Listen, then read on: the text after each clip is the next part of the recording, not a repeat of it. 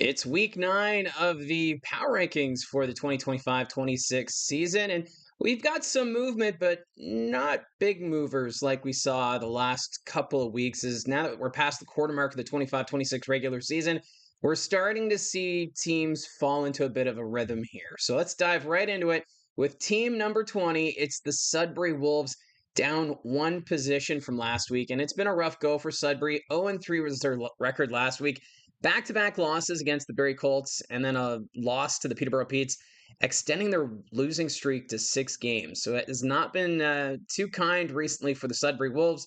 They did manage to battle back in that loss to the Peterborough Petes, but they fell short. Rowan Henderson, though, a decent game, 2 goals and an assist, 3 points. So you got to find some positives during this time as the Wolves try and turn their season around. Right now, at the bottom of the overall standings.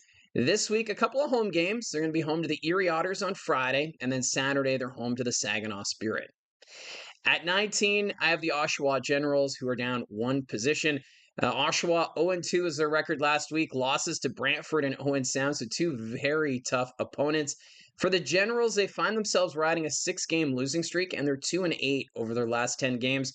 We know that this team is in a rebuild after that trade with the Bulldogs, but uh, I think this Generals team, you can't overlook them. We've seen in the past how they can surprise teams, and we'll see how this week unfolds. And it starts Tuesday in Peterborough, so a classic rivalry game Tuesday night down at the PMC. And then Friday, they're visiting the Brampton Steelheads, and then they're home to the Erie Otters on Sunday.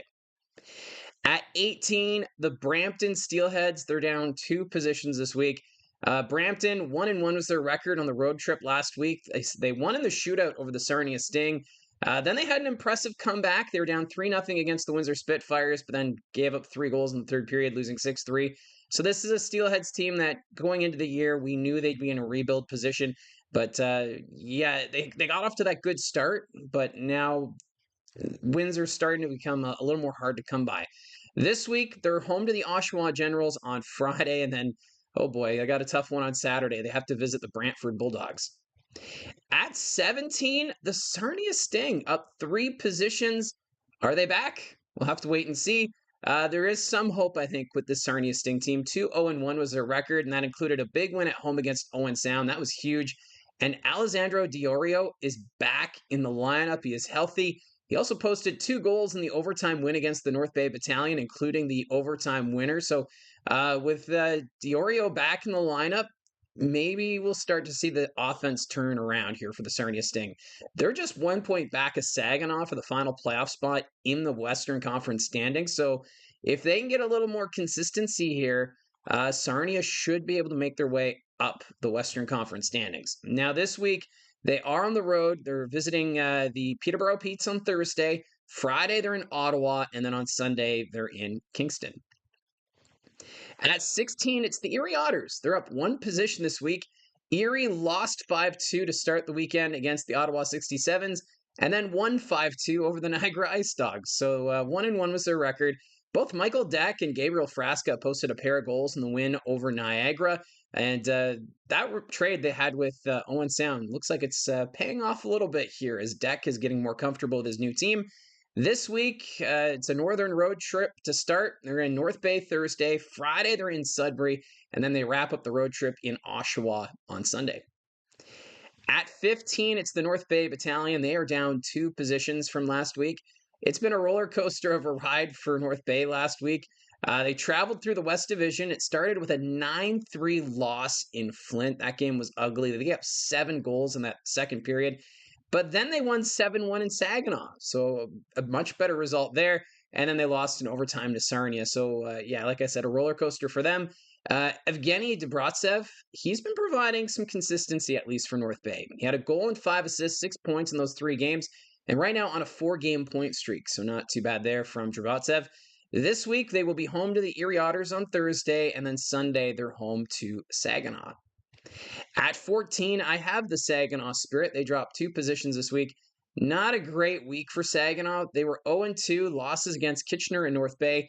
Outscored 12-3 in those 2 games. So pretty lopsided. The goal scoring kind of evaporating a little bit here for Saginaw. Although Nikita Klepov, he scored the only goal in the loss to the Battalion, which extends his point streak to 6 games, so not too bad there for Klepov. While Saginaw right now holding on to the final playoff spot in the Western Conference by 1 point over Sarnia. So keep an eye on the Spirit here in the coming days. They are on the road this week. They'll be in Barrie on Thursday. Saturday, they're in Sudbury. And then Sunday, they're in North Bay. At 13, the Flint Firebirds up 2 positions this week, and it was a great week for the Firebirds. 3-0 was their record. Wins over the Sioux, North Bay, and Guelph. Their 9-3 win over North Bay, impressive, and Alex Kostov put up 4 goals in that game. Brady Smith also had 5 assists, and then Rylan Felger, he was a +5 with a goal and 2 assists, so well done, Flint. This week, though, they're home to the London Knights on Wednesday. Friday, they visit Brantford. And then Saturday, they're home to Owen Sound. So for the Flint Firebirds, are they for real? Well, I think we may find out, depending on how they do against these 3 very tough opponents in the week ahead. At number 12, I have the Niagara Ice Dogs. They're down 1 position. Niagara, they've been slipping of late. 0-1-1 was their record last week, an overtime loss to Ottawa, and then a 5-2 defeat in Erie. Noah Reid, he scored his first goal as a member of the Niagara Ice Dogs in the loss to the Erie Otters, and that came the day after he earned his first career point with Niagara on Saturday against Ottawa. So it's taken a little bit for Noah Reid to warm up in Niagara after that trade from the London Knights, and I know there's been a lot of people pretty hard on that trade between London and Niagara, and yeah, we're going to look at the other side of that deal coming up in a few minutes. But for the Ice Dogs, they're on the road for 2 this weekend. They're in Kingston Friday, and then they're in Ottawa on Saturday. At 11, the Peterborough Petes. They are up 3 positions this week. The Petes, they have been a fun team to follow this year. They're young, and they have an upcoming core. Last week, 2-0 was their record, and that included an overtime victory over the first-place Brantford Bulldogs. They almost gave Brantford their first regulation loss of the season, but Adam Novotny, he was able to get the job done in overtime and to secure that extra point. 4 goals over his last 3 games, so not bad for Novotny. And what's also fascinating, 0 penalty minutes in his first 18 games this season. So Novotny, well-disciplined player, and getting the points to boot here for the Peterborough Petes. Now, the Petes, they're home to Oshawa Tuesday night. Thursday, they're home to Sarnia, and then they visit the Barrie Colts on Saturday. At number 10, the Kingston Frontenacs. No change from last week. It was a challenging road trip last week for the Frontenacs. Stops in Windsor, London, and Kitchener. They were on a 4-game losing streak as well going into that road trip. They ended up losing the first 2 games, but then held on to a 3-2 win over Kitchener. So that's kind of where I figured I don't want to, punish them for having a 1-2 record, because I'm kind of impressed how they handled Kitchener at the odd, no less. So Kingston right now staying in that 10 spot. Matthew Minchak, he was also pretty solid in the win for Kingston. 31 saves to secure the victory, so not too bad there. This week, they will be in Ottawa Wednesday. Friday, they're home to Niagara. And then Sunday, they're home to Sarnia. At number 9, the Sioux Greyhounds. They're down 2 positions this week. The homestand for the Sioux, not the greatest. They ended up losing the first 2 games to Flint and Guelph, but they did get a big 2 points over the Barrie Colts. It was a shootout victory for them. They were down in that third period, but benefited from the undisciplined play of the Barrie Colts and forced extra time. And despite being outplayed in the overtime period, got the job done in the shootout. The Greyhounds, they are a fast team. They usually outshoot their opponents. It'll take a little bit, I think, for that goal scoring to come back. We'll see if maybe that win over Barrie does the trick. Now, this week, they're in Windsor on Thursday. Friday, they're in Kitchener, and then Sunday in London. So a very tough road trip ahead for Sault Ste. Marie. At number 8, the Guelph Storm. No change from last week. The Storm, they continue to find ways to just make it happen. 2-1 was their record. Wins over London and the Sioux, but they ended with a 6-3 loss in Flint. Ethan Miedema continues to be a solid veteran on this team. 2 goals, 3 assists, 5 points over his last 3 games. And remember, he was picked up during the offseason from Kingston. So what a great addition here, as it's really paying off for the Storm. Now for Guelph, they're home to Windsor on Friday, and then they're home to Kitchener on Saturday. So 2 very tough opponents with this upcoming part of the schedule. At 7, the Owen Sound Attack. They are down 3 positions this week, and injuries are becoming an issue here for Owen Sound. They've now lost the services of Jake Crawford for some time. So we'll wait and see what they do on the trade front. Dale DeGray said they want to see what they have within the group first before they bring in any players to help out with this injury situation. The 1-1-1 was their record. They had a regulation loss in Sarnia, which was a bit of a surprise, and then a shootout loss to London and a win in Oshawa. So we'll see how the attack bounce back. Pierce Bowie, though, a hat trick in that win over the Generals. Well, Harry Nancy putting up 4 assists in that win as well, so not too bad there. This week, 2 road games. Starts Friday in London, and then Saturday they're in Flint. At 6, I have the Barrie Colts. The Colts, they played their first 3-3 of the season. The penalty kill has come to life. They killed off all 11 power plays that the Sudbury Wolves had in that home and home. But then the undisciplined play showed up in the game in Sault Ste. Marie.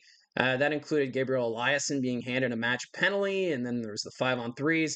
So they had the lead in the third period, but the Greyhounds came back, ended up losing in a shootout to Sault Ste. Marie. So we'll have to wait and see what happens with Eliasson. It was a vicious cross-check to the face of Travis Hayes. So we'll have to wait and see what the ruling is. This week, though, 2 home games, Saginaw Thursday, and then Peterborough on Saturday. At 5, the London Knights. They're down 2 positions this week. 2-1 was the record last week for the Knights. They opened with a loss in Guelph, but then held on against Kingston and then needed a shootout to win in Owen Sound. Brady Wasselin looks very comfortable playing for the London Knights.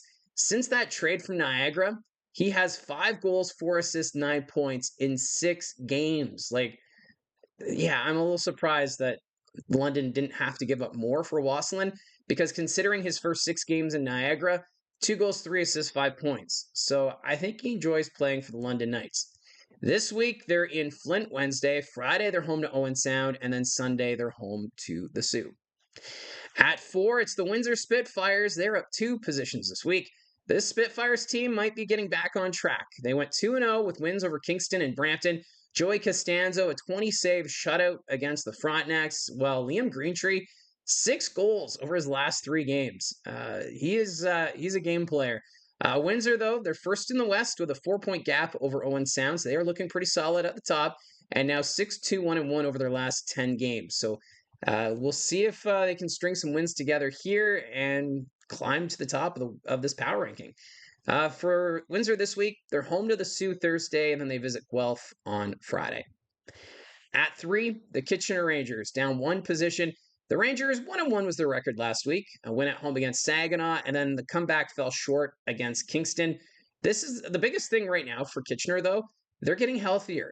Carson Campbell, Luke Alanis, and Andrew Vermeulen all back in the lineup this weekend. So we're starting to see a healthy lineup with the Kitchener Rangers. And what will this translate into? Will this team suddenly start taking over games? And then, of course, the looming, do they host the 2027 Memorial Cup? When we get to that decision, we'll do more of a breakdown about what the Kitchener Rangers will do for the season. But this week ahead, they're home to the Sioux on Friday, and then they visit Guelph on Saturday. At number 2, the Ottawa 67s, up 3 positions. They have been on a pretty impressive run these last couple of weeks. 2-0-1 was their record last weekend. Started with an OT win over Niagara. Cohen Eshkokigan was the game hero. And then they won easily in Erie, but then lost in a shootout to the Brantford Bulldogs. That was a big game. Very entertaining between Ottawa and Brantford. The 67s were down 3-0, but came back to force extra time and then ended up losing in the shootout. So Ottawa, right now riding a 6-game point streak, 8 points behind Brantford for first in the division. I really like how this team is playing right now, so that's why I put them in the number 2 spot in the power rankings, and we'll see how long this momentum lasts. Wednesday, they're home to Kingston. Friday, they're home to Sarnia, and then Saturday, they're home to Niagara. So at number 1, the Brantford Bulldogs, no change. They just continue to sit comfortably at the top of the power rankings. They were 2-0-1 last week, although the Peterborough Petes nearly handed them their first regulation loss of the regular season, but in that final minute, Brantford able to tie it to force overtime. So that's a point in all 19 games so far this season. Unreal. Merrick Van Acker also reached 17 goals on the season. That leads the league in goal scoring. Second is Kayshawn Aitchison of the Barrie Colts and Jordan Sharon of the Sioux Greyhounds, who both have 15 goals. So Van Acker continues to be dominant, and we'll see where things go from here. Because coming up this week, They're home to Flint on Friday, and then they're home to Brantford or Brampton on Saturday. So that's the power rankings for week 9 of the 2025-26 OHL regular season. Let me know your thoughts down below on how your team is doing right now. And don't forget to click like and subscribe. And you can also share this with other OHL fans as we continue to grow this junior hockey community here on YouTube. And I appreciate everyone who's already clicked subscribe as this channel continues to grow and can't wait to see where we go next. So, again, thank you very much, and we'll talk to you again soon.